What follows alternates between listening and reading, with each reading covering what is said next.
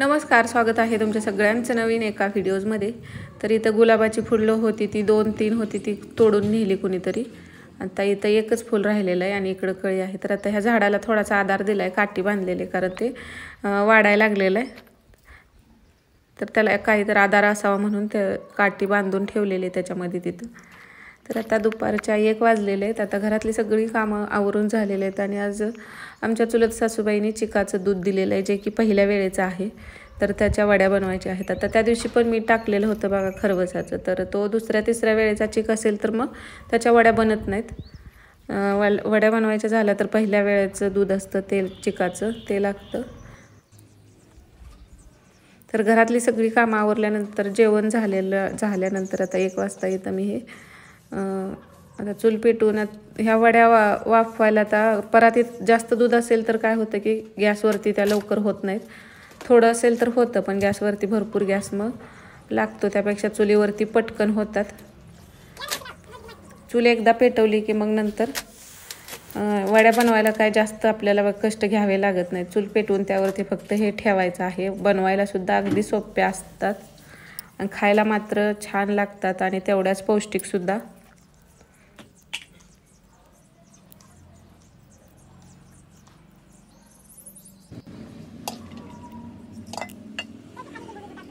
तर इथं पातेल्याला अगोदर हे केलं, पातेल थोडंसं मोठंच घेतलंय कारण ह्याच्यावरती परात ठेवायचे म्हणून।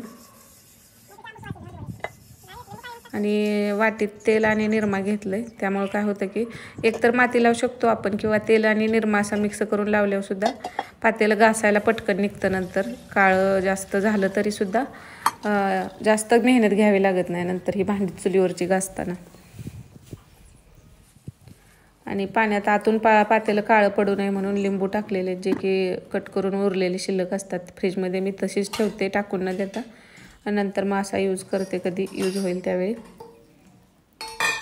तर हे एवढं दूध आहे, तर ह्यातलं मी थोडंसं आता ज्या खिसून वड्या करायच्या आहेत त्याच्यासाठी बाजूला ठेवलं आहे। तर त्या उद्या मी करेन, ते फ्रीजमध्ये तसंच ठेवून देणार आहे। आणि एवढं दूध मी इथं घेतलेलं आहे आणि हे साधं आपलं नेहमीचं दूध आहे, जे की सकाळी आणलेलं होतं, तापवलेलं नाही, कच्चं दूध फ्रीजमध्ये ठेवलेलं होतं। तर त्यातलं एवढं दूध मी इथं म्हणजे 1 ग्लासभर दूध तुम्ही टाकू शकता किंवा अर्धा ग्लास, कारण का पहिल्या वेळेच्या ज्या वड्या जर अशाच केल्या तर त्या जास्तच करकरीत होतात किंवा कठीण रबरसारख्या होतात।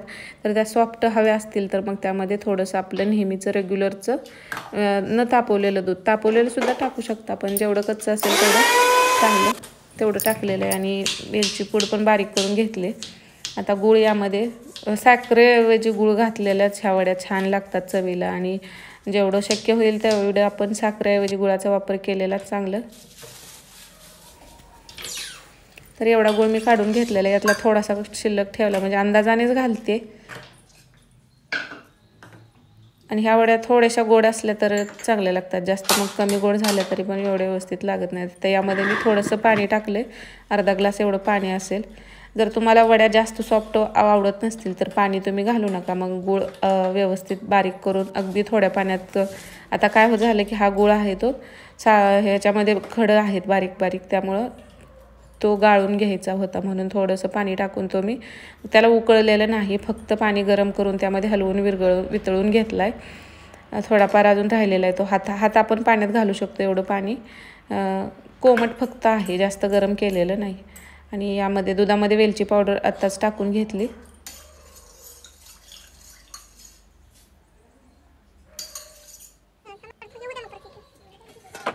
तर इथं आता पाणी पण गरम झालेलं आहे, तर यावर ते परात, आता 1 परात अशी ठेवावी लागणार आणि 1 वरून झाकावी लागणार।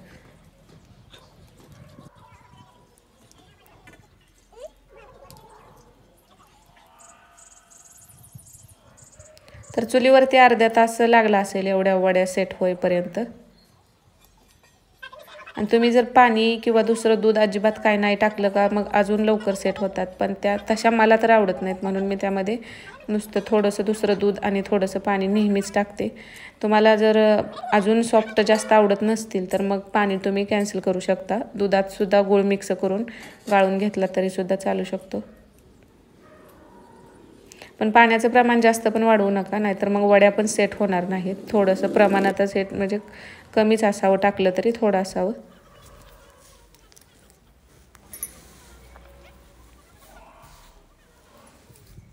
तर आता अर्धा तास होऊन गेलेला आहे. तर ह्या वड्या पण मी चेक करून बघितल्या तर त्या सेट झालेल्या, म्हणजे बऱ्यापैकी सेट झालेल्या होत्या. तर हिथं आता नंतर आपल्याला कधी घुगऱ्या खायच्या असतील तर मग तो हुरडा जर असा आपण बनवून ठेवला ना, आता चुलीत भाजू शकतो किंवा आता मम्मी म्हणले ह्या पाण्यातच टाकूया, म्हणजे त्यात वाफवून निघेल. नंतर वाळवून ठेवायचं आणि नंतर आपल्याला कधी घुगऱ्या बनवायच्या आहेत त्यावेळी तो आपण यूज करू शकतो. तर अशा पद्धतीने ह्या वड्या सेट झालेल्या आहेत. आता यामध्ये जर तुम्ही ना पाणी किंवा दूध टाकलं नसेल तर वरून जास्त चिरत वगैरे नाही, ते अशा प्लेन होतात, पण त्या करकरीत होतात. त्यामुळे मी त्यामध्ये असं टाकतेच नेहमी.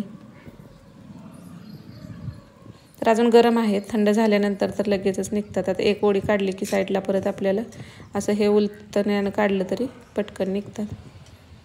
आणि फ्रीज बाहेर ह्या वड्या आता थंडीचा दिवस आहे, 2 दिवस राहतात. आणि फ्रीजमध्ये मग तुम्ही 8 दिवस 4 दिवस ठेवून खाल्लं तरी चालू शकतात. पण मुलांना ह्या आवडतात त्यामुळे एवढे दिवस त्या राहत नाहीत. आणि गूळसुद्धा बरोबर झालेला होता आणि अगदी छान सॉफ्ट अशा ह्या वड्या तयार झालेल्या.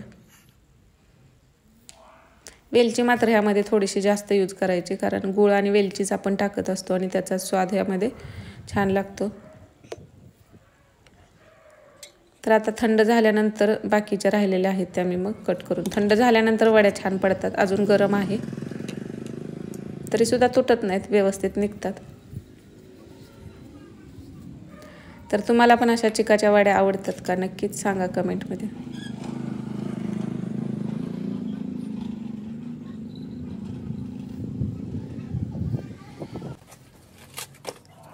तर आता वड्या झाल्यानंतर ही जी ज्वारीची कणसं हुरडा टाकलेला होता शिजायला तो पण शिजलेला आहे. तर ही शेतातला आता हरभरा आमचा आलेला आहे, तर त्याचा हे भाजून घ्यायचं आहे, म्हणजे हावळा आपण भाजतो तसं.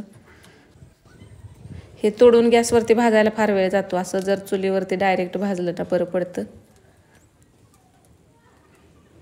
पण जास्त पण जाळावरती भाजून चालत नाही, कारण मग ते सगळं घाटं जे आहे ते निघून जाळात पडणार. मग त्याला थोड्याशा बाजूला काटक्या दुसरं अशी बाजूला बाहेर आर काढून असं आपण भाजलं तरी होतं. जास्त जाळ ह्याला लागत नाही, थोड्या जाळावरती हे पटकन भाजलं जातं.